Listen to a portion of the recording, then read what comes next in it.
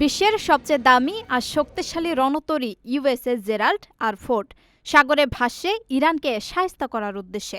অথচ জাহাজের নাবিকরা এখন কাবু হয়ে পড়েছেন সামান্য টয়লেটের কাছে।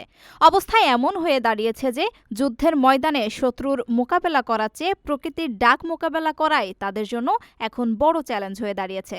সামাজিক যোগাযোগ মাধ্যমে তো এরই মধ্যে শুরু হয়ে গেছে এই টয়লেট যুদ্ধ নিয়ে তুমুল হাসাহাসি। প্রায় ৫,০০০ নাবিকের এই বিশাল জাহাজে সচল টয়লেটের সংখ্যা এখন হাতে গোনা। ফলে শৌচাগারে যাওয়ার জন্য লাইনটা গিয়ে ঠেকছে ৪৫ মিনিটের ম্যারাথন অপেক্ষায়। ভাবুন তো, যুদ্ধের প্রস্তুতি চলছে আর ওদিকে নাবিকরা লাইনে দাঁড়িয়ে আছে বাথরুমের দরজায়। এনপিআরের খবর অনুযায়ী জাহাজের কয়েক মিলিয়ন ডলারের অত্যাধুনিক ভ্যাকুয়াম সিস্টেম এতটাই স্মার্ট যে বর্জ্য নিষ্কাশন করতে গিয়ে নিজেই বারবার অচল হয়ে যাচ্ছে। এখন সাগরের মাঝখানে তো আর ডকইয়ার্ডের সুবিধা পাওয়া যায় না, তাই প্রকৌশলীদের দিনে অন্তত একবার প্লাম্বারের ভূমিকায় নামতে হচ্ছে।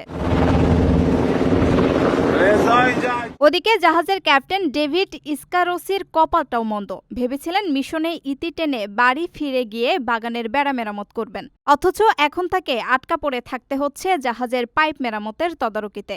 মিশন লম্বা হওয়ায় নাবিকদের মনোবল তলানিতে।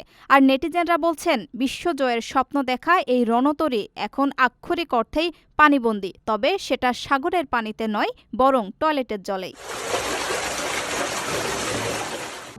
প্রবাসীদের জন্য নির্মাণ হচ্ছে দেশের প্রথম স্মার্ট সিটি, যেখানে থাকছে স্কুল, মসজিদ, হাসপাতাল, সুইমিং পুল, হেলিপ্যাড, পাঠাগার, জিম, সুপারমার্কেট, শিশু পার্ক সহ সকল নাগরিক সুবিধা। মাত্র ৩০ লাখ টাকা বিনিয়োগে মিলছে আকর্ষণীয় ফ্ল্যাট। প্লাটিনাম ইনভেস্টরদের জন্য ঢাকা বিমানবন্দরে ভিআইপি প্রোটোকল সুবিধা। বিস্তারিত জানতে যোগাযোগ করুন স্ক্রিনে দেয়া হোয়াটসঅ্যাপ অথবা ইমো নাম্বারে।